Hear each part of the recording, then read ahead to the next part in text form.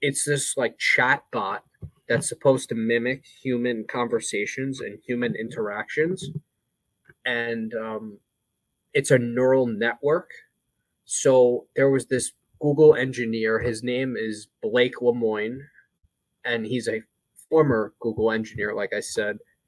And his problem with this Lambda project is that it was like classified and no one really knew about it. It was like hush hush, right?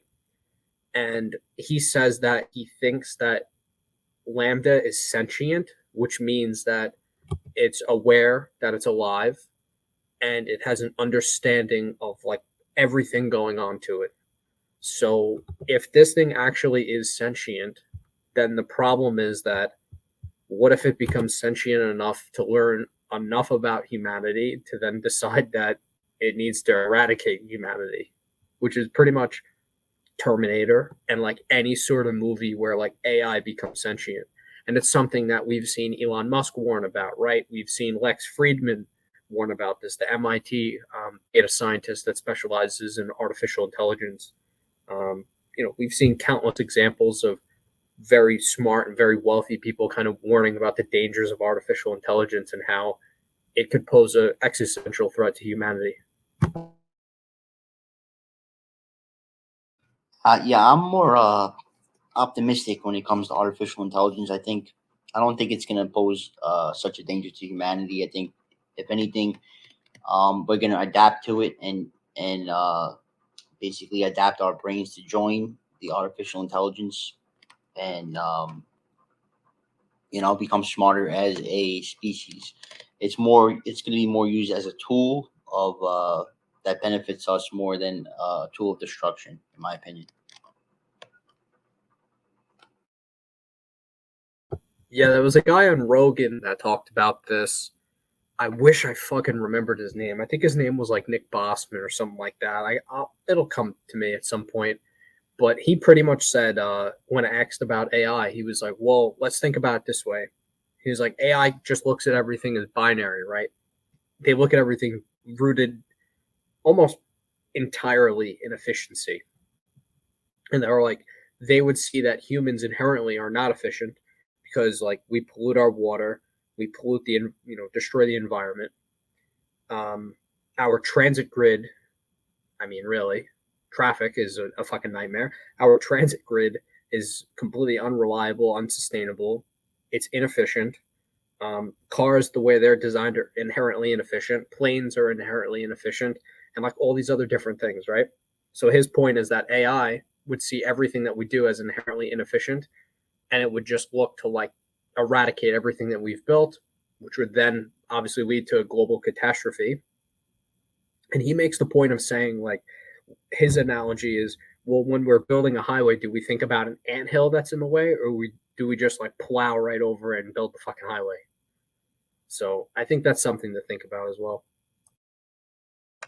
Yeah, we probably would just plow right over it. But yeah, I mean, AI it could be used for a whole bunch of different things. I mean, if you look in the medical field, you could get rid of these doctors that are making $500,000-600,000 a year, excessive salaries. If you just create these robots and these artificial intelligence machines to get rid of these bozos that think they know everything, but meanwhile, when you go and ask for a diagnosis, they go around in circles and they can't give you any kind of diagnosis, and it's going to make things much more efficient overall. We look at toll booths, we automated away those bozos that collect pennies and give you the change. Like, we don't need those. If you don't have an easy pass in 2022, there's something wrong with your brain.